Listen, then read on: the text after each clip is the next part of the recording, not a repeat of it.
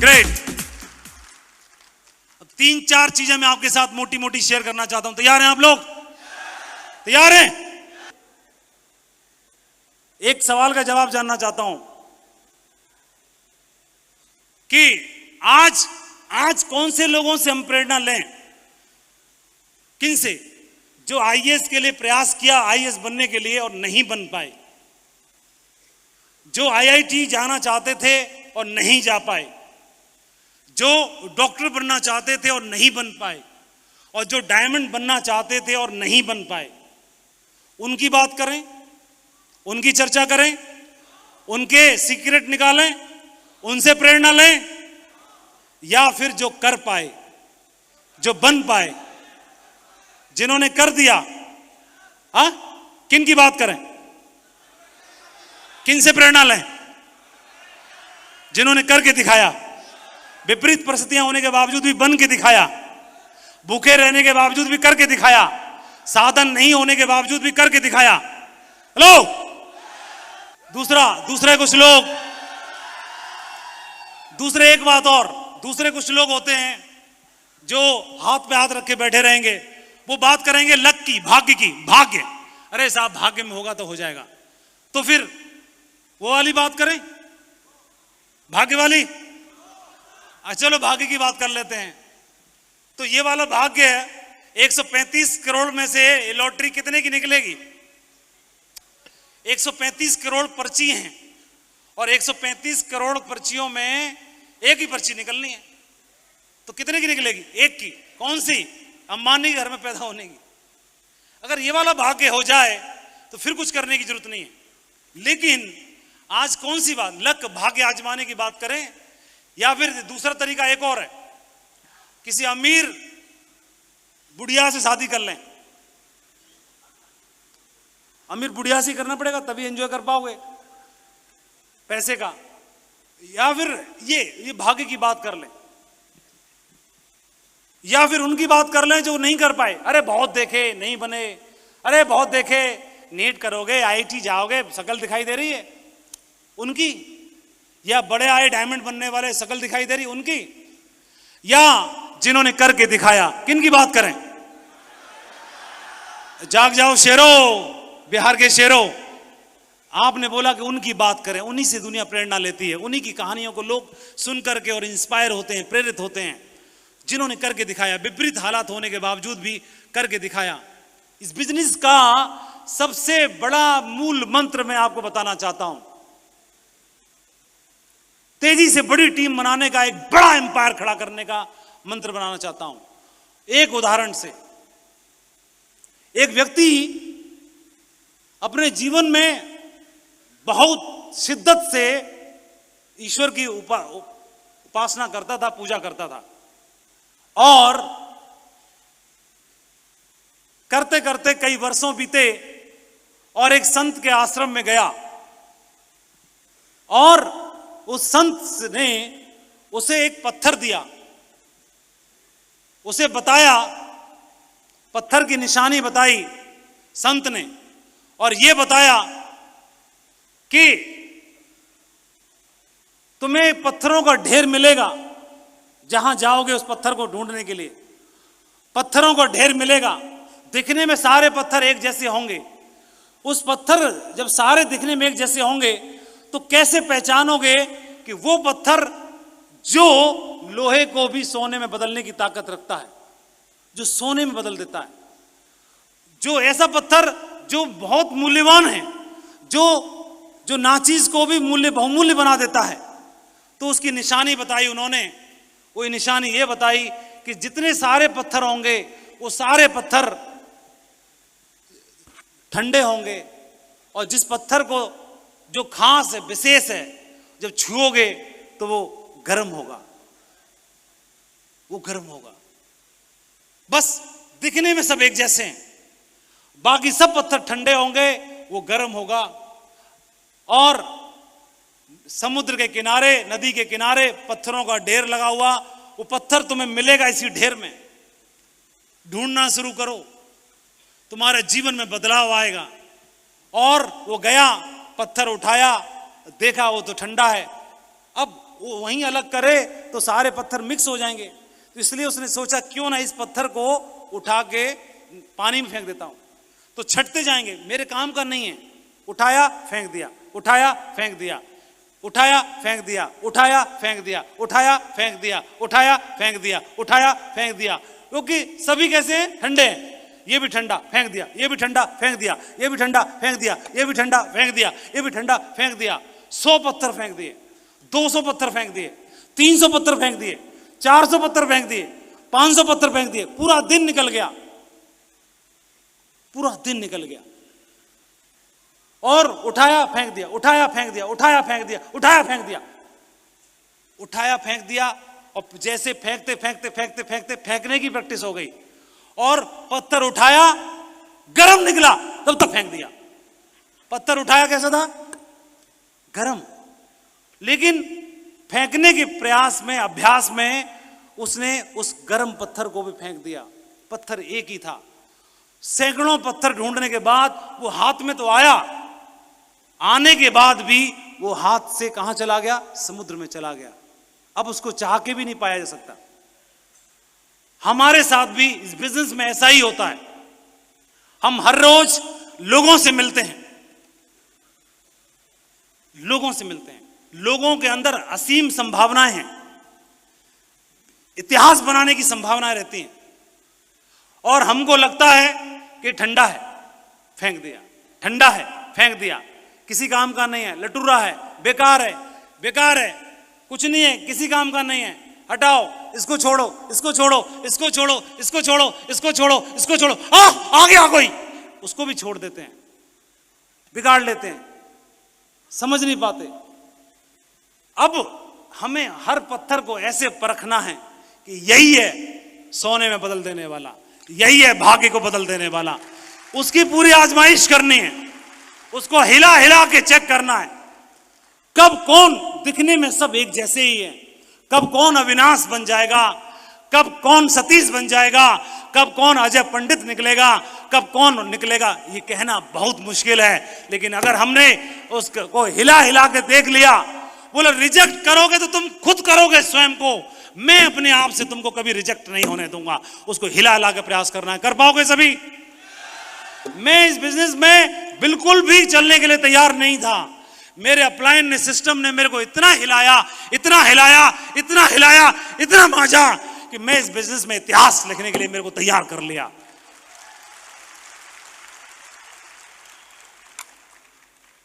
और शिव नाडर बोलते हैं, मैं नेतृत्व के अवसर नहीं देता, लोगों को अपॉर्चुनिटीज नहीं देता, बल्कि उन लोगों पर निगाह रखता हूं जो कमान संभाल सकते हैं। हर आदमी बहुत महत्वपूर्ण है, ये बिजनेस बहुत महत्वपूर्ण है। बिजनेस में हर एक आदमी बहुत महत्वपूर्ण है। बूंद बूंद से सागर बनता है, और हमारे साथ जो लोग हैं असीम संभावनाओं से भरे हुए हैं। उसको पहचानिए, उस व्यक्ति के साथ अच्छे रिश्ते बनाइए, वो व्यक्ति के साथ समझिए, अपने रिलेशन डेवलप करिए, पहचानिए। आज वो नहीं कर पा रहा, आज नहीं कर पा रहा, आज नहीं कर पा रहा, कल भी नहीं कर पा रहा, लेकिन एक दिन आएगा वो आपके लिए गर्व बनेगा, आपके लिए फक्र जरूर बनेगा। उसका साथ दीजिए। सबसे बड़ा जो मैंने सीखा, हमारे साथ कई मर्तबा ऐसा होता है, कई मर्तबा ऐसा होगा कि sometime the universe test you the most when you are close to a new chapter. हम में से कई सारे लोग तब क्विट कर देते हैं, तब छोड़ देते हैं, जब हम मंजिल के बिल्कुल करीब होते हैं, मंजिल के बिल्कुल नजदीक होते हैं, बिल्कुल क्लोज टू डेस्टिनी होते हैं, क्लोज टू मंजिल होते हैं, वहां पर हम जाकर के छोड़ देते हैं। और इसीलिए इस बिजनेस में मेरे अपलाइन ने, मेरे सिस्टम ने इस एक बात सिखाई कि इस बिजनेस में लगातार जाने के लिए आपके पास कुछ नहीं है, लगातार आप प्रयास करना, एक बार और, एक बार और, एक बार और। इस बिजनेस से कभी भी क्विट मत करना। पहली बात कौन सी बात है? पहली, सभी लोग बोलेंगे, पहली बात कौन सी है? पहली बात कौन सी है? कभी क्विट नहीं करना है, कभी क्विट नहीं करना है। आज काम चले तो ठीक, नहीं चले तो ठीक, फास्ट चले, तेज चले, स्लो चले, कोई चिंता की बात नहीं है, लेकिन कभी क्विट नहीं करना। एक बार क्विट करने से पहले अपनी अपलाइन से जरूर मिलना, डिस्कस जरूर करना, बातचीत जरूर करना, और एक लास्ट अंतिम प्रयास जरूर करना। ये मेरे अपलाइन ने मुझे सिखाया। जब भी मैं निराश होता था, मेरे को लगता था कि मैं बिजनेस छोड़ दूं, मेरे को लगता था कि मैं क्विट कर दूं, तो मेरे को ये बात दिमाग में याद आती थी। उन्होंने बोला था पहली बात, कभी क्विट मत करना और संपर्क में रहना, और जाने से पहले फाइनल अपने अपलायन से बातचीत करके मीटिंग करके जरूर निकलना। और ये बात जब मेरे दिमाग में गई, तो जब भी मैं निराश होता था, रिजल्ट्स नहीं आते थे, तो मैं अपने अपलायन से मिलता था, बात करता था, और फिर दोबारा से रिचार्ज हो जाता था, नया इतिहास बनाने की कसम लेकर के, कमिटमेंट लेकर के फिर से तैयार खड़ा होता था। ये मेरे अंदर जिसने लगातार ऊर्जा का संचार किया, ये सबसे बड़ी चीज मेरे लिए रही, पहली। और दूसरा, इसके पीछे कारण और भी है। एक बार की बात है कि सच्चे बादशाह गुरु नानक देव जी, एक बार क्या हुआ, एक भगोने में दूध था और दूध में अपना हाथ फिरा रहे थे, और दूध में हाथ फिराते फिराते फिराते फिराते काफी टाइम हो गया। तो शिष्य ने बोला कि गुरुदेव आप क्या ढूंढ रहे हैं दूध में? बोले मैंने सुना है कि दूध में घी होता है, घी, तो वो घी ढूंढ रहा हूं, कहां है? तो वो हंसने लगा, आप भी गुरुदेव कैसी बात करते हो बच्चों किसी, घी ऐसे थोड़ी ना मिलता है हाथ चलाने से। बोला फिर कैसे मिलेगा, कैसे मिलेगा? तो उन्होंने जवाब दिया, अरे जाहिर सी बात है, दूध को पहले गर्म करेंगे, है ना, क्या करेंगे? कैसे निकलेगा आप लोग बताओ, कैसे निकलेगा? दूध को गर्म करेंगे, उबाला आएगा, फिर मलाई आएगी, फिर मक्खन आएगा, फिर उसको तो तपाया जाएगा, उसके बाद घी निकलेगा। वही बोले, फिर वही बोले गुरु नानक जी भी बोले, मैं यही तो बोलना चाहता हूं कि हम डायमंड ढूंढना चाहते, डायमंड ढूंढना चाहते। डायमंड ऐसे नहीं बनता, डायमंड तो है उसके अंदर, लेकिन डायमंड घी निकालने के लिए पहले उबाला लगेगा, फिर मलाई आएगी, फिर मक्खन आएगा, फिर तपाया जाएगा, तब घी निकलेगा। पूरी प्रोसेस है। ऐसे ही जो भी यहां पर एंट्री मारेगा, असल में घी ना बनेगा, पहले उबाला मारना पड़ेगा, फिर तपाया जाएगा, फिर खोलेगा, मलाई आएगी, मक्खन निकलेगा, उसके बाद जब तपेगा तब उसमें से घी का मूल्य बनता है, तब बहुमूल्य बनता है।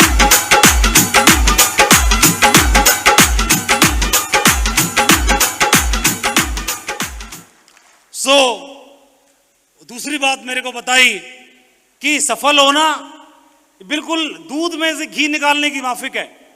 सफल होना एक के बाद दूसरी परत खुलेगी, एक प्रोसेस है। तो इस प्रोसेस को फॉलो करना, कभी भी पहले ये मत बोलना माधव जी कि मेरे को डायमंड बनना है। डायमंड तो बनना है, लेकिन डायमंड बनने की प्रोसेस है, उस प्रोसेस को फॉलो करना। उस प्रोसेस को फॉलो करेंगे तो घी तो एंड प्रोडक्ट है ही है, घी तो मिलना ही है, आईडी पे डायमंड तो आना ही है, डायमंडशिप का ताज तो मिलना ही है, वो तो मिलना ही है। उससे पहले की प्रोसेस पे जरूर काम करना, क्योंकि दूध में हाथ डालने से घी नहीं निकलेगा, दूध को प्रोसेस में डालने से घी जरूर निकलेगा। हेलो, ये दूसरा उन्होंने बताया। तीसरा उन्होंने बताया, उन्होंने बोला कि डायमंड बनना एक प्रोसेस है, और ये प्रोसेस हमारे एक्शन से शुरू होगा। हमारे शब्द, हमारे कार्य, हमारी भावनाएं, हमारी एक्टिविटीज, हमारे शब्द जो हम अपने आप से बोलते हैं, अपनी टीम में बोलते हैं, हमारे द्वारा बोले गए शब्द, हमारे कार्य। एक आदमी अपने एक्शन से, अपने काम से इतना काम कर देता है कि टारगेट को अचीव कर लेता है, और एक आदमी सोचता जाता रहता है और एक्शन में नहीं डालता। और हमारी इमोशंस, हमारी भावनाएं और हमारी एक्टिविटीज, इन चार चीजों को उन्होंने अच्छे समझाया और ये बताया। एक बार एक राजा था और अपने हाथी पे सवार होकर के राज्य के भ्रमण पे निकला, और राज्य के भ्रमण पे निकलने के बाद देखा तो रास्ते में बाजार था। बाजार में एक ऐसा दुकानदार था जो चंदन की, जिसकी दुकान थी, चंदन की लकड़ी बेचने की दुकान थी। राजा का हाथी रुका और अपने मंत्री से बोला, चंदन की जो व्यापारी था उस दुकान के सामने जाकर के हाथी रुका, मंत्री से बोला कि मंत्री जी, पता नहीं मेरे अंदर से पता नहीं क्या बात है, लेकिन इस दुकानदार को मुझे फांसी की सजा सुनाने का दिल कर रहा है, ऐसे अंदर से। वैसे मुझे प्रॉब्लम कुछ नहीं इससे, इसने मेरे को कुछ पंगा नहीं किया, लेकिन अंदर से मेरे भाव आ रहा है इसको फांसी की सजा सुनाऊं। मंत्री को समझ में नहीं आया महाराज ने ऐसे क्यों बोला। महाराज वापसी हो गए, मंत्री आया और उसके बारे में पता किया, चंदन के दुकानदार, लकड़ी के दुकानदार के बारे में पता किया कि महाराज ने इसके बारे में सोचा क्यों। तो पता चला वो चंदन की लकड़ी का व्यापारी इतना दुखी था, कोई भी चंदन खरीदता नहीं था, कोई नहीं खरीदता था, और वो इतना परेशान था कि मेरा व्यापार नहीं चल रहा, मेरी दुकान नहीं चल रही। तो वो मन ही मन ऊपर वाले से प्रार्थना करता था, हे भगवान, इससे अच्छा तो राजा ही मर जाए कम से कम, और जब राजा मरेगा तो उसके अंतिम संस्कार के लकड़ी चंदन की जरूर जाएगी, तो मेरी दुकानदारी हो जाएगी। तब जाकर ये मंत्री तुरंत समझ गया। अब मंत्री चाहता था कि इसको मृत्यु दंड ना मिले, इस व्यक्ति को भी, और मंत्री ये भी चाहता था कि राजा के प्रति इसके मन में बुरे विचार भी ना आए। तो वो दुकान पे गया, अनजान आदमी बनकर के मंत्री, और उसकी दुकान से थोड़ी सी चंदन की लकड़ी खरीदी, थोड़ी सी, और जैसे ही खरीदी वो खुश हो गया, खुश हो गया। और जब खुश हो गया तो उस लकड़ी को लेकर के मंत्री ने राजा के पास भेजा, बोला कि उसी चंदन के व्यापारी ने महाराज आपके लिए तोहफा भेजा है। तो राजा ने उस लकड़ी को देखा, वो महक रही थी, वो इतनी महक रही थी, तो राजा बड़ा प्रसन्न हुआ और अपने आप से अफसोस हुआ कि इतना अच्छा आदमी था, उसने मेरे लिए तोहफा भेजा और उसको मैं मृत्युदंड देने जा रहा था, मेरे से पाप हो जाता। तो राजा के विचार अपने आप बदल गए और राजा ने बोला कि ठीक है, उस व्यापारी को मेरी ओर से 50 सोने की असरफियां देके भिजवाई जाएं। 50 सोने की असरफियां दान में जब व्यापारी के पास पहुंची तो बोला, हमारा राजा कितना अच्छा है, हमारा राजा कितना अच्छा है, मैं तो सोचता था कि राजा ही मर जाए, और राजा ने तो मेरे लिए 50 सोने की असरफियां भिजवाई। दोनों एक दूसरे के बारे में अच्छा अच्छा अच्छा अच्छा अच्छा अच्छा से सोच रहे हैं, और दोनों ने एक दूसरे को अच्छा सोचना शुरू कर दिया। मैं यही बताना चाहता हूं दोस्तों, पूरा ब्रह्मांड ऊर्जा से जुड़ा हुआ है, और जब भी हम अपनों के लिए, अपनी टीम के बारे में किसी भी प्रकार से बुरा सोचते हैं तो वो हमारे साथ भी बुराई होना शुरू हो जाता है। और जब अपनों के लिए और अपनी टीम के लिए जब दुआएं और प्रार्थना करना शुरू कर देते हैं डायमंड बनने के लिए, जीवन में सफल होने के लिए, तो वो प्रार्थना इकट्ठा समूह पुंज होकर के आपके घर में ब्लेसिंग्स के रूप में आने की शुरुआत हो जाती है। तो बाहर से तो बदलेंगे बदलेंगे, हम अंदर से भी बदलें, इसको जरूर समझिएगा। जो मैंने यहां पे आके समझा कि अंदर से बदलेंगे तो बाहर से भी बदले अपने आप दिखाई देंगे।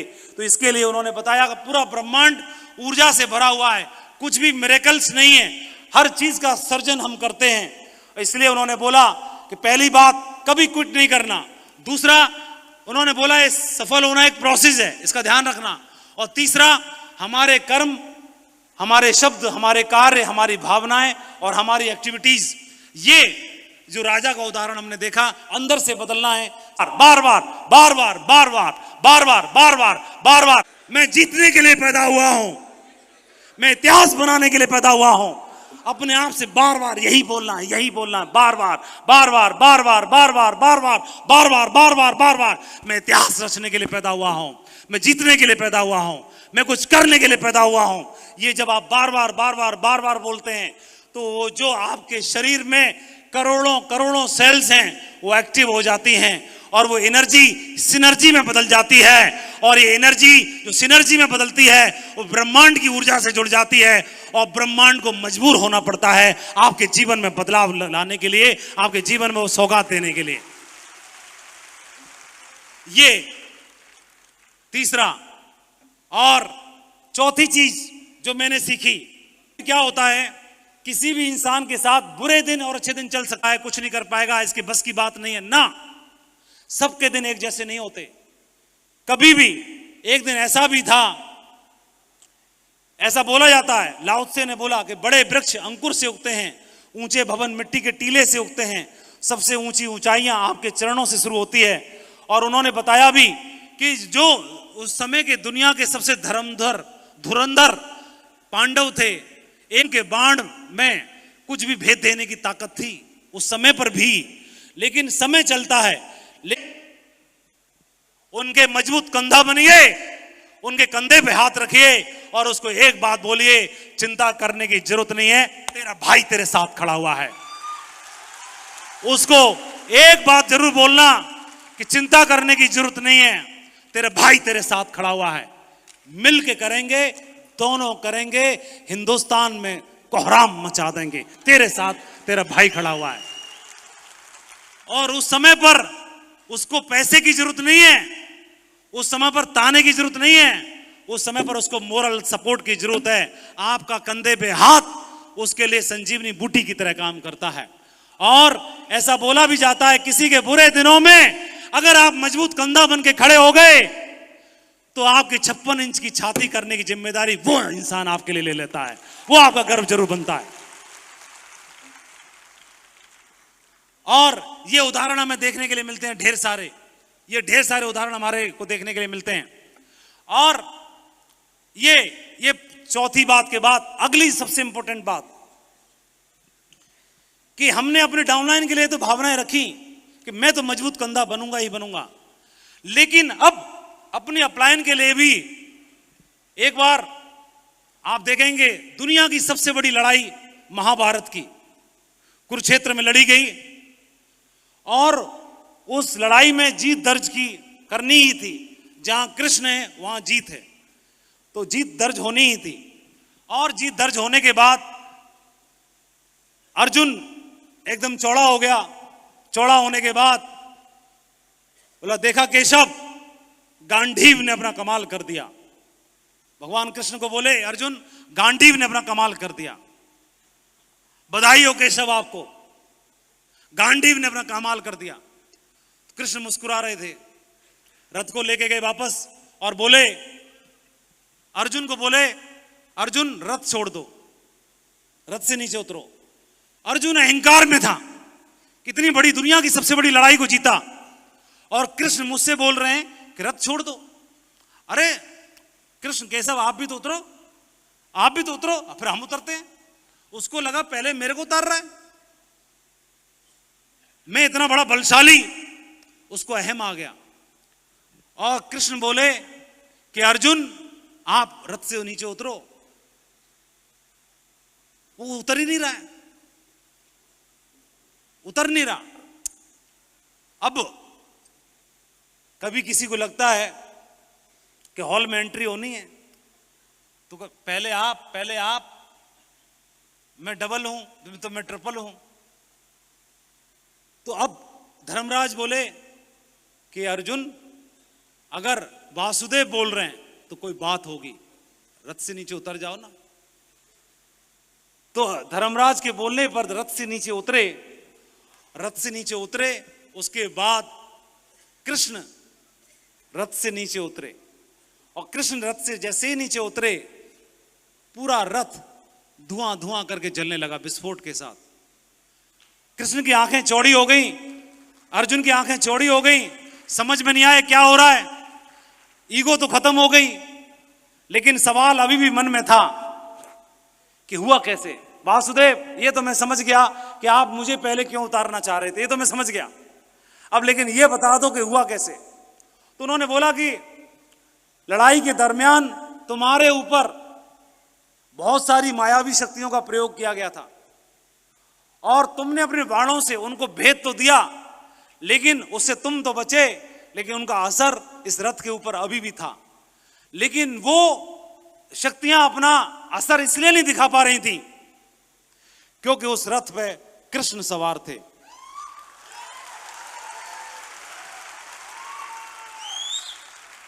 और जिस रथ है कि गांडीव धारी है अर्जुन, तभी तो जीत दर्ज हुई है। लेकिन के साथ ही जो सहयोग करते हैं हमारे व्यवसाय में, हमारे बिजनेस में, उनको साथ लेके चलना है, कभी भी गलती से भी उनको अलग ना करें। जुनैद बगदादी का एक उदाहरण क्या हुआ, जुनैद ने गुरु ढूंढने की इच्छा जाहिर की।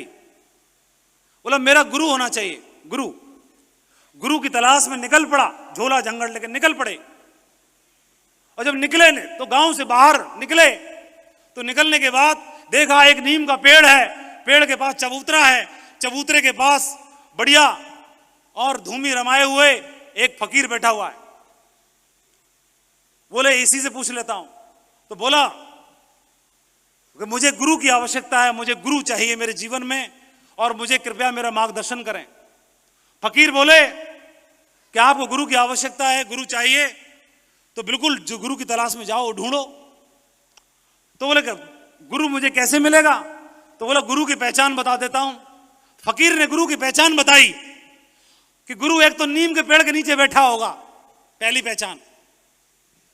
दूसरा, उसका एक हाथ ऊपर होगा, एक हाथ नीचे होगा, धूमी रमाए होगा और चंदन की सी खुशबू आ रही होगी, कस्तूरी की खुशबू आ रही होगी। ऐसे कई सारी निशानियां बता दी। कई सारी निशानियां देख करके बोलो ठीक है साहब, सलूट मारा और चल दिया। और दुनिया में कोई कोना छोड़ना मत। तो मक्का जाना, मदीना जाना, काशी जाना, अमरनाथ जाना, जहां जा सकते हो जाना। और जुनैद ने 20 साल जीवन के गुरु को तलाशा। गली गली, गांव गांव, मोहल्ला मोहल्ला ढूंढता तो पता चलता था वहां फकीर है, वहां कोई संत है, वहां कोई सूफी है। जाता, पहचान देखता, नीम का पेड़ भी नहीं है और कस्तूरी की खुशबू भी नहीं है, हटा, ये नहीं है। नीम के पेड़ के नीचे नहीं बैठा, हटाओ। पहचान देख रखी थी और ढूंढते ढूंढते ढूंढते ढूंढते 20 साल हो गए। दुनिया का कोई भी धार्मिक स्थल छोड़ा नहीं, सब जगह गया, उसकी तलाश पूरी ना हुई और अंत में हार करके वापस आया। बोले चलो गांव ही चलता हूं। गांव वापस आया।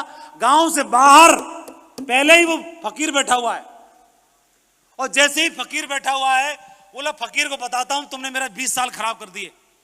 लेकिन वहां जा पहुंचने से पहले ही दिखाई दिया कि वो फकीर नीम के पेड़ के नीचे बैठा हुआ है। पहली निशानी पूरी। फकीर का एक हाथ ऊपर है, दूसरी भी टिक हो गई, एक हाथ नीचे है, तीसरी भी टिक हो गई, कस्तूरी की खुशबू भी आ रही है। वहीं लम्बलेट हो गया। बोला गुरुदेव, आपने मुझे पहले क्यों नहीं बोला कि आप ही वो गुरु हैं? मुझे 20 साल कटवा दिए, आप ही वो गुरु हैं, आपने पहले क्यों नहीं बताया?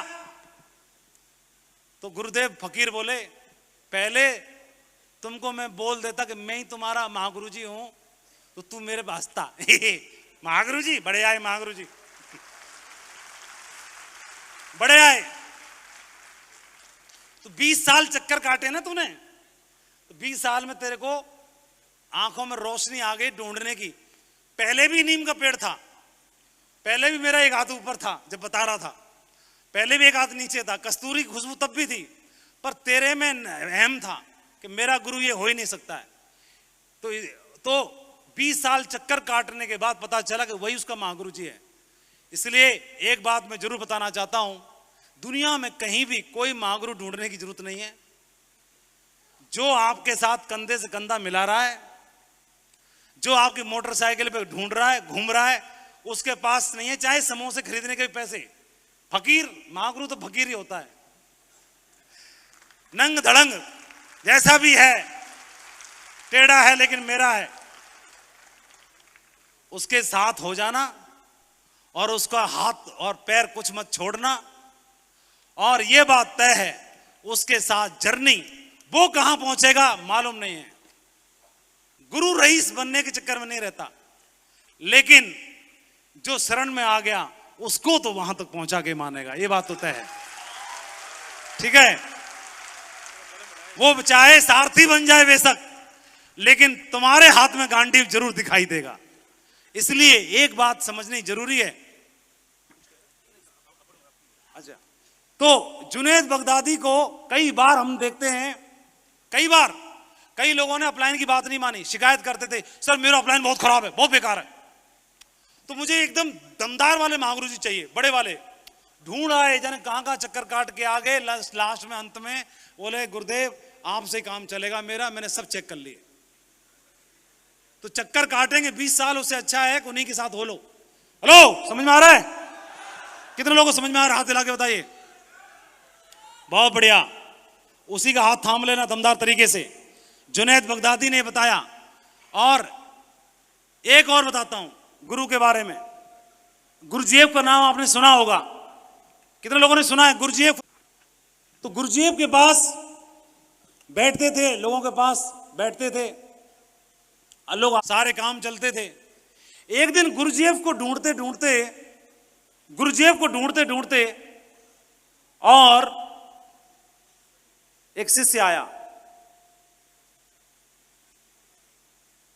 और बोला, गुरुदेव मैं आपको गुरु बनाना चाहता हूं। गुरुजीएफ से बोला, मैं आपको अपना गुरु बनाना चाहता हूं। बोला ठीक है भाई, भर्ती हो जाओ।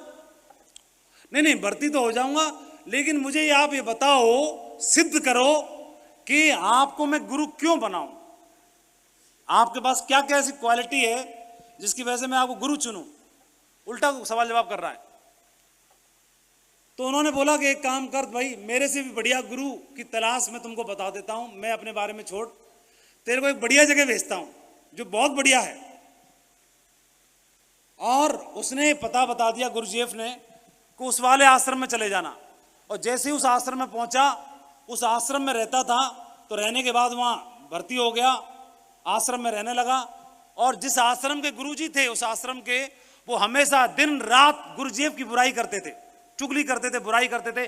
बेकार आदमी है, लटूरा है, किसी काम का नहीं है, कुछ नहीं कर पाएगा, 2 कौड़ी की अकल नहीं, आता क्या है उसको, खामखा चौधरी बना घूमता रहता है, दुनिया के लोगों को पागल बनाता रहता है। गाली सुनाता था डेली।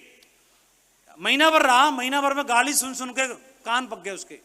और आया, बोला गुरुजी आपने जहां पर भेजा वो तो बड़ा बेकार आदमी है, आपको गाली देता रहता है, आपको गाली देता रहता है। तो गुरुजीएफ ने बताया, हाँ उसकी ड्यूटी यही है, गाली देने की। बोले कैसे? वो मेरा ही चेला है, मेरा चेला है, और मैंने ऐसा आश्रम एक स्पेशल बनाया गया है जो मेरे को गाली दे, जो मेरे को न समझें, जो मेरे को गाली सुनाने का और सुनने का दिल करें, वो वाले आश्रम में भर्ती हो जाएं, ताकि जो बच्चे कुछ प्योर शुद्ध हैं उनको मैं सेट करके और ऊपर वाले परमात्मा से जोड़ सकूं। बहुत सारे लोग सवाल जवाब करेंगे, इक्का दुक्का लोग उंगली उठाएंगे आपके साथ, आपके ऊपर। टेंशन लेने की जरूरत नहीं है उनको, वो अपनी जगह अपने आप ढूंढ लेंगे, वहां पे चले जाएंगे। लेकिन हमें अपना जो साथी है, अपलाइन के रूप में, हम सफर के रूप में, उनका साथ थाम के रखना है। कुछ लोग तो ऐसे भी रहेंगे सफर में जो कंधे पे उठा के, जो नाकाबिल लोगों को भी कंधे पे उठा के ढोएंगे। कुछ तो ऐसे भी लीडर हैं, और कुछ ऐसे हैं मजबूत हाथी की तरह, और कंधे से कंधा मिलाएंगे और आपको साथ में लेके चलेंगे। हर तरह के लोग आपको देखने के लिए मिलेंगे आपके सफर में। इसलिए महानता जो है वो किसी को छोड़ने में नहीं है, वो ठीक नहीं है, वो अच्छा नहीं है, वो बेकार है, वो मेरा सम्मान नहीं करता। कोई सम्मान करे नहीं करे, गाली दे, कुछ भी बोले, आपका काम एक ही है, सबको सहयोग करना, सबको सपोर्ट करना, सबको बराबरी की दृष्टि से देखना, सबको साथ लेके चलना, और सबके लिए दुआएं करना, सबके लिए प्रार्थना करना, सबको सपोर्ट करना, हर एक को डायमंड बनने के लिए। ये हमारा मेन काम है। और जाना है ये तो अच्छा है, लेकिन जाना कहां है ये भी तो कोई बताएगा कि नहीं बताएगा। जाना तो है। ये गधा, ये महाशय है, इसने क्या किया, नाव चलाने वाले को लात मार के पानी, अपलायन को तो मारी किट। बोला तू बड़ा चौधरी बना घूमता रहा। बोला मैं बनूंगा महागुरु जी, हट जाओ। अब ये नहीं मालूम कि जाना कहां है, अकेला घूम रहा है 6 साल से, जाना कहां है कुछ नहीं मालूम। ऐसे ही हमारे कई टाइगर रहते हैं, कुछ नहीं मालूम। इसलिए जाना है ये महत्वपूर्ण है, लेकिन जाना कहां है ये भी तो कोई बताएगा ही। इसलिए उसका साथ और उसका हाथ कभी छूटना नहीं चाहिए। गलती से भी, क्योंकि आप देखोगे जो अपलाइन को मदर लाइन की संज्ञा दी गई है, अपलाइन को मदर लाइन की संज्ञा दी गई है, और ये चूहे का बच्चा है जिसको सांप मुंह में दबा के लेके जा रहा है। देखिए, दिखाई दे रहा होगा आपको। और उस सांप से ये मां लड़ जाती है, उस सांप से अपने बच्चे की खातिर मां लड़ जाती है उस सांप से। और सांप जो है वो चूहे को भी अपना भोजन बना लेता है, लेकिन अपने बच्चे की खातिर वो सांप से लड़ जाती है मां, और अपने बच्चे को जीवन दान देने के लिए खुद लड़ जाती है।